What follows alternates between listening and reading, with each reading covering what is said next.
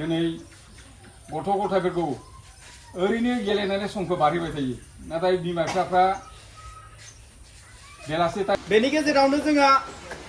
बिष्णु बसुमतारी बिथाङा फंनैसो बिबुंथि लाखिगोन जाहाथे बिथांखौबो गसंनानै फंनैसो बिबुंथि लाखिनो थाखाय खावलायनाय थाबाय। खोनासंलायोबा मानगोनां जोंनि जथु गामिनि रायजो राजा आफाद फंबाय बिब' बिनानावमोन आरो आंनि फिसाजो जानाय बा बिहाव फिसा जानाय दा फंबाय जानाय बा गासैखौबो जोंनि फरायसुला फरायसुलिखौ लानानै आं फंनैसो बाथ्रा बुंनो सानदों आरो जोंनि पेरेन्टसफोरखौबो आं जोबथारनायाव बेखौनो खावलायनो सानदों आरो आंनि बिबुंथिजों लोगोसे दा आं एक नम्बराव सानो माने आंथ' फरायसुला फरायसुलिनि थाखाय एक नम्बर आं दुखिनाया जाहैबाय आं बिमा बिफाखौनो सानो माने खारन बिमा बिफाया जुदि दिनै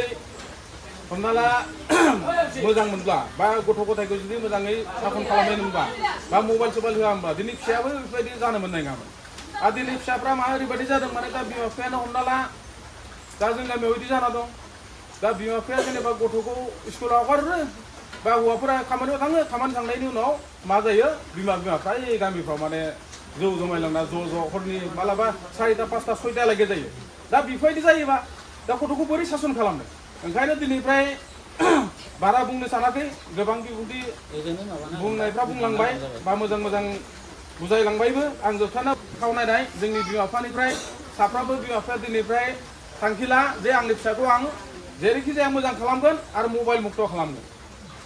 दा साफ्रोमबो बिमा बिफाया बेखौनो सानना ला खिन्थु दिनैनिफ्राय साबेसे सोरनाव मबाइल दङ बे मबाइल गोनां गथ'फ्रा आखाइ थिखां आरो दिनैनिफ्राय खिन्थु जोङो क्लास 6निफ्राय लानानै माने हाई सेकेन्डारि पास क्लास 12 सिम बेखिनि जेथिया क्लास 12 पास जाया जेथियालागै मबाइल दांनो मोना बेल' आरो दिनैनिफ्राय बिमाफ्रा सानना ला जों दिनैनिफ्राय माने गथ'फोरखौ मोनासे जानाय लोगो लोगो गथ' गथायखौ आथिं आखाइ सुनानै लेखायाव जेसेबां घन्टा हायो बा 4-5 घन्टा 6 घन्टा हायो जिरायहोनांगौ आरो मोनाबिलिनि 8टा 9टा जाया माने गथ'नो माने ओंखाम दै संना होनाङा दा दिनैनिफ्राय थांखि ला बेनिफ्राय आं मोनसे आरो लास्टआव खावलायनाय दा दिनैनिफ्राय जुदि सोरबा गथ'निफ्राय जुदि मबाइल मोनोबा बा मबाइल जुदि अबा लामा सामायावबो जुदि मबाइल थुनाय मोनोबा गामियाव थुनाय मोनोबा खिन्थु दिनैनिफ्राय रायजोआ मोनसे थांखि ला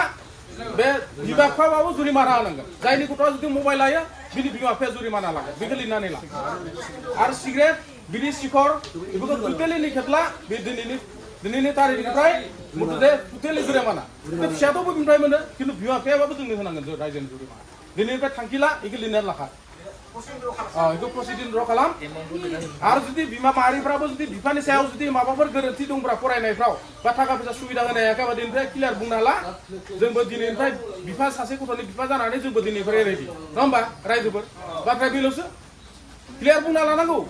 नोंथांमोनाबो ओरैनो आन्दाज बुंबाय थायो जों बिमायाल' सामलायनो हाया होनबा गथ'खौ आरे दिनै बिफाया जों गामियाव मा दं सासे साख्रि गोनां मानसि गैया दिनै हौवा मानसिफ्रा गुथै बाहेरायाव हाजिरा मावनो थाङो मोनाना फैयो जे बुङो जे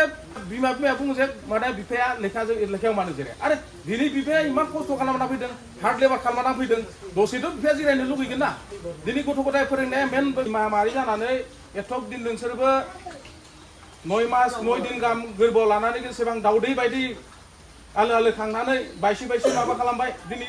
बिमाफ्रा मानो इसेखौ बेखिनि बाथ्राखौ मानो बुजियाखै ओंखायनो दिनै साफ्रोमबो बिमा माहारिफ्रा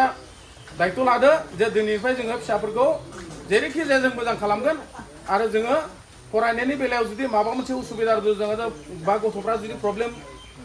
मोनदोंब्ला जे बिमा बिफानो खोथा जे थाखा फैसाफ्राव बा बय कलम बायनायफ्राव बा थांलाय फैलायाव जुदि माबा मोनसेफोर जुदि उसुबिदा जादोंबा जनाय जोबथारनायाव मोनसे खावलायनाय बा सोरनिबा बिमा बिफाया फरायनायफ्राव हयथ' दा नै दा खालमासि मेट्रिक गोनां गथ'फोरनिफ्राय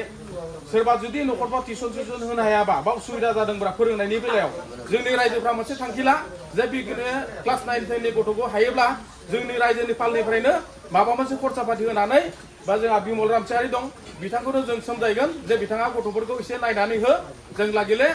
माबा मोनसे लानाय लाया बिथिंनि बाथ्रा बिथाङा क्लियार खालामना लागोन खिन्थु जों रायजोनिफ्राय बिमल रामसियारिखौ मोनसे खावलायनाय जे बे गथ'खौ मेट्रिक गोनां गथ'फोरखौ एसे बिथाङा हायोब्ला माब्लाबा माने सानसे साननै बा देवबारफ्राव गथ'फोरखौ लानानै बा मोनफ्रोमबो साबजेक्टखौ फोरोंनो हाया जानांगौ मेथ्सखौ मोनफ्रोमबो सेक्टरखौ फोरोंनो हाया जानांगौ खिन्थु हायोब्ला माने बिनिफ्राय मोनसे मोननै गेजेरनिफ्राय कुइसन एन्सारफोरखौ फोरोंनानै जे बिथांमोनखौ माबा मोनसे मोजां लामाजों दिन्थिनो हागोन नामा आं बेखौसो बिमल दानसेनि सायाव खावलायना थाबाय 2 नम्बराव दङ आफादगिरिनि फंनैसो बिबुंथि आरो आफाद फोजोबनाय आसा मानाव गेदेर रायजो राजाफोर दिनै जों गोबां गथ' गथाय फिसौ फिसायनि थाखायनिबो शिक्षा बिद्यानि थाखाय बिमा बिफाखौ लानानै सावरायलायबाय बिनि थाखायबो आंनिफ्राय साबायखर बावनाय थाबाय आरो लोगोसे फंसे बाथ्रा आं माने बुंनो लुबैदों दिनै गथ' गथायफोरखौ ओरैनो गेलेनानै समखौ बारहोबाय थायो नाथाय बिमा बिफाफ्रा बेलासे टाइमाव मा टाइमाव गथ' गथायखौ आखाइ आथिं सुनानै लेखा फज'नांगौ बेफोर जाबाय माने बिमा बिफानि दायित्व मानोना स्कुलाव थांनो गोनांबा गथ' गथायखौ थुखैस्र' लोबस्र' आरामै माने गथ' गथायखौ नागारहरनांगौ सोरबा सोरखौबाथाय नुयो दे अबस्था गैयोबा स्कुलाव थाङो मोजां स्टेन्डार्ड जाथों होननानै मास्टारा ड्रेस लाबोना होफैयो नाथाय गादा गुदा थांजोबो बिमा बिफाफ्रा एसे फोसाबनानै साब सिखोन खालामना हरबासो मोनहैयो दानो प्राइभेट स्कुलाव हरो बेसेबां नों माबायाव हरनांगौ गानै जोमै बेबायदिबासो गथ' गथायफोरनि साननायफ्राबो एसे साफा जायो किसुमान माने गाननाय जोमनायनिफ्रायबो गोसोफ्रा गाज्रि जायो जि गथ'फ्रा गाननाय जोमै आलादा स्टेन्डार्डआव थाङो बिनि गोसोफ्रा साफा जाना थाङो बेफोरो शिक्षा बिद्यायाव एसे लाभ खालामनो हायो गतिके बेखायनो आं माने जोंहा महिलाफोरखौबो खावलायदों गथ' गथाय गोनांफोरखौ स्कुलनि टाइमाव जाहाथे माने मोजाङै थुखैयै लोबै आरामै गानहोयै जोमै नागारहरो बिनि थाखाय आं खावलायहरनाय थाबाय आरो लोगोसे दिनैनि जि मेल जादोंमोन बे मेलखौबो दिनै जोंहा बिथांमोना जिखिनि रोंगौथिबो दंमोन रोंगौथिखौ फोरमायजोबना होबाय जाहाथे बेफोर गियानखौ लानाय लायैया गावसोरनि गियाननि खोथासै जायफ्रा माने गोसो गोरबोआव थागोन बिसोर माने गियानखौ लागोन जायफ्रा माने बेफोर खोथाखौ लाया बे लाखायाबो गतिके रायजोफोर दिनैनि आफादखौ आं इयावनो फोजोबनाय जाबाय